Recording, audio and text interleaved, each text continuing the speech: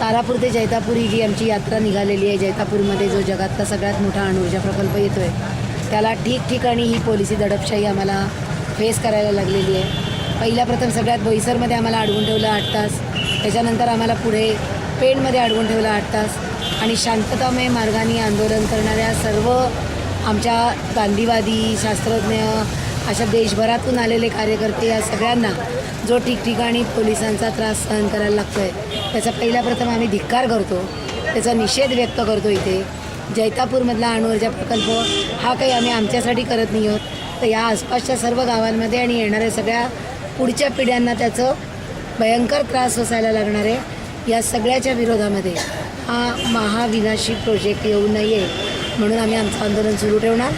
आम्ही जैतापूरपर्यंत जाणारच. पोलिसांना जी कारवाई करायची असेल ती असू दे. आज महाडमध्ये आंबेडकरांच्या पुतळ्यासमोरून आम्ही संविधानाने आम्हाला दिलेला लोकशाही हक्क पुन्हा एकदा प्रस्थापित करण्यासाठी इथं लढा देणार.